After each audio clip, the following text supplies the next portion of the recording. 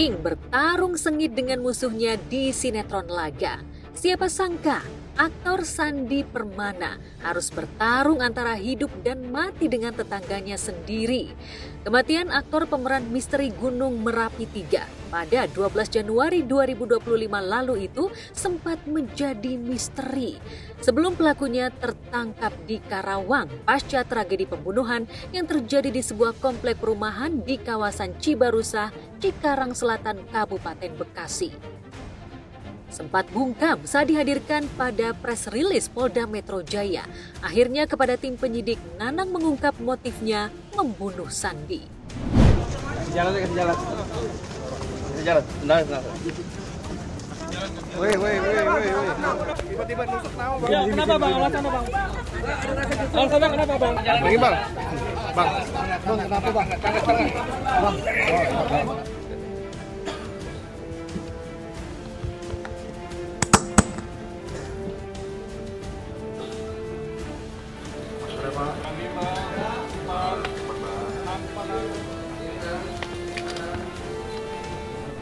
Motifnya adalah si tersangka merasa direndahkan oleh korban dengan cara korban melihat secara sinis ke arah pelaku. Kemudian korban meludah ke arah tersangka.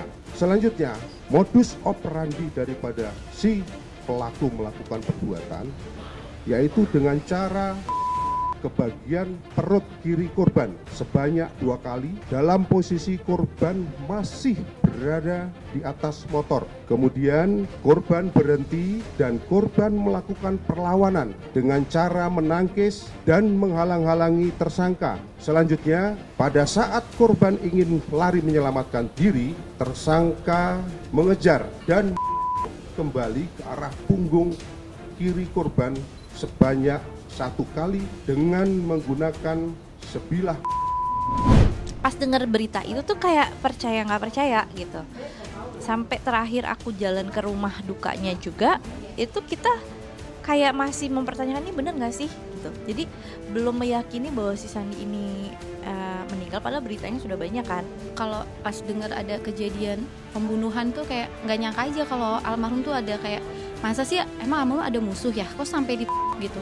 Suami saya sempat setelah di itu dia masih sempat berjalan minta pertolongan katanya, dan sempat ngomong sebutin nama pelaku. Jadi pas saya dengar nama pelakunya itu saya langsung shock.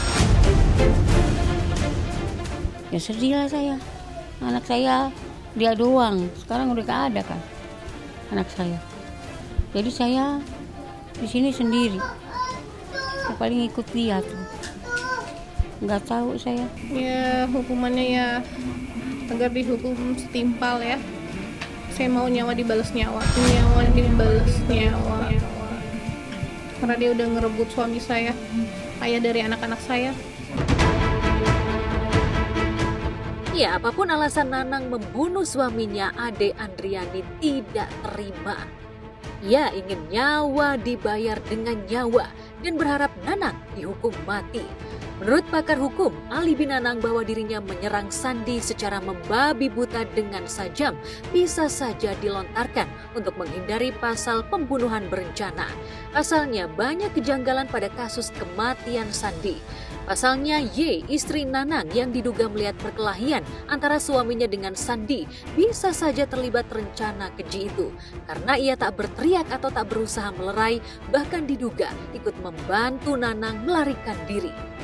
Di situ saya lihat di berita ya, ada istrinya dari pelaku juga. Nah, kenapa istrinya itu tidak melerai, tidak memisahkan kalau memang permasalahannya permasalahan yang sederhana. Ini kelihatannya permasalahan berat dan dendam gitu. Artinya mereka menyelesaikannya dengan cara korban harus kan gitu, karena sekali nggak mati, kemudian 2 kali nggak mati, terus menerus. Artinya kan memang pelaku menginginkan korban itu harus meninggal gitu. Makanya pas saya membaca di beberapa artikel, semestinya ditambahkan pasal 340 KUHP-nya, jangan 338. Dengan 340 yang memang delik dari pasal tersebut adalah barang siapa yang menghabisi nyawa seseorang dengan perencanaan. Nah itu nanti masuk tuh. Kalau perencanaan berarti bukan sendirian, berarti ada lebih dari satu. Apalagi katanya di situ ada istrinya dari pelaku melihat gitu loh. Kenapa diam saja? Nah itu harus digali tuh. Saya akan mendorong perbuatan tersebut atau tindak pidana tersebut mengarah kepada sesuai dengan perbuatan beliau. Kalau memang nanti mengarahnya kepada pasal 340, saya akan mendorong dan mengawal perbuatan pelaku tersebut kepada pasal 340. Setelah tadi saya resmi tanda tangan surat kuasa dengan istri almarhum dalam ini, dan hari ini kami mulai bekerja untuk mendampingi istri almarhum dan keluarga almarhum. Hingga semalam sudah 8 saksi yang diperiksa pihak berwajib termasuk istri Nanang. Kabarnya istri Nanang masih diamankan pihak berwajib, sementara anak-anaknya dirawat oleh keluarganya. Adapun saksi lainnya adalah istri Sandi, tetangga yang membawa Sandi ke rumah sakit dan karyawan Sandi. Pak Sandi sih baru bakso aja. Boleh dikasih tahu Pak, ini gerobaknya? Gerobaknya? Iya. Oh.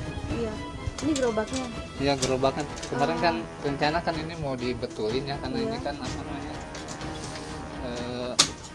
pas ketinggian sih sebenarnya ini. Oh gitu. Tadi Tapi pakai tatakan meja. Kalau sama keluarga juga ya? Sama keluarga juga. Kakak ipar juga. Ibu teman Iya. ipar ya? Iya. Sedekat apa sih Bu mungkin sama? Saya sih ya dekat tapi nggak begitu ya, ya namanya ipar lah gitu. Jadi emang dari tempat kejadian perkara sampai ditemukannya oleh warga itu jaraknya antara hampir kurang lebih 100 meter. Jadi ketika Pak Sandi atau korban dengan berlumuran darah, ya kemungkinan pelaku sudah melarikan diri dan korban berusaha mencari bantuan ke salah satu warga yang kebetulan adalah perawat di salah satu rumah sakit di Cikarang.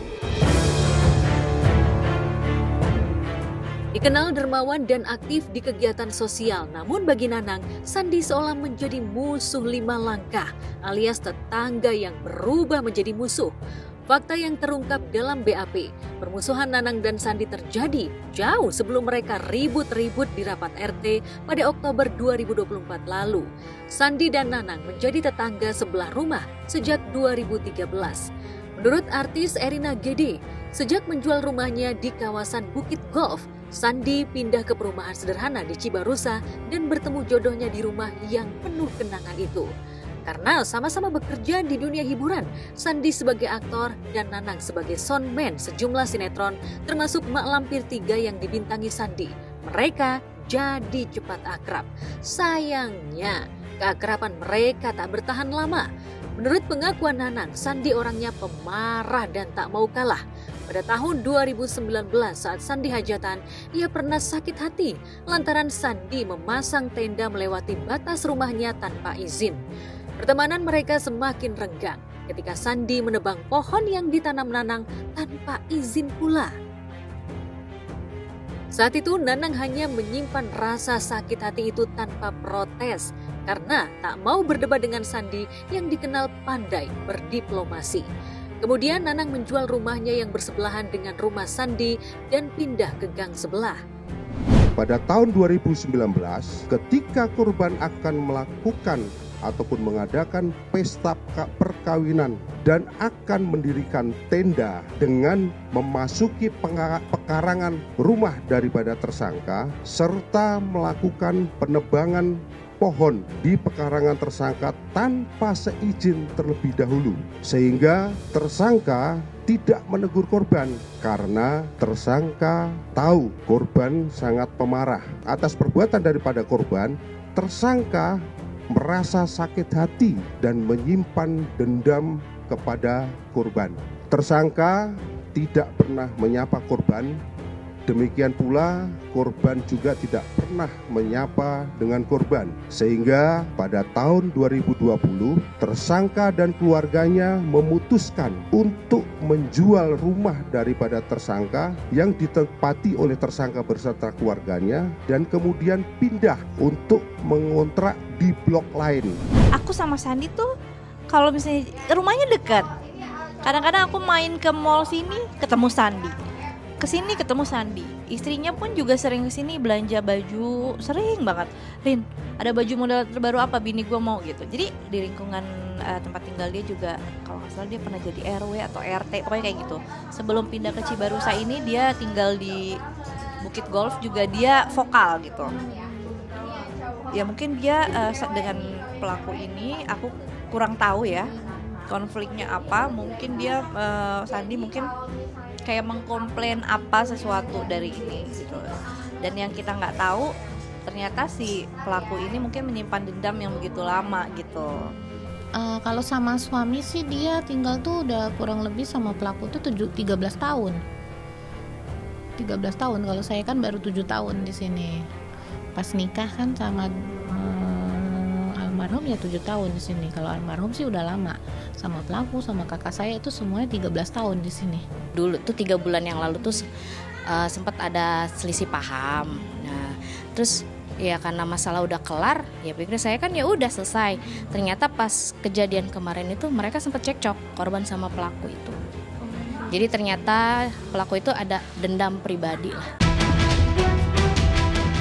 Kepada tim penyidik, Nanang mengaku kesabarannya meluap habis pada Minggu pagi 12 Januari lalu. Usai memberi makan ayamnya yang dipelihara di pematang rawa, Sandi lewat di samping rumah Nanang yang dirimbuni tetumbuhan. Nanang yang mengaku tengah membetulkan motornya auto murka ketika Sandi lewat dengan sepeda listriknya seraya meludah di depannya.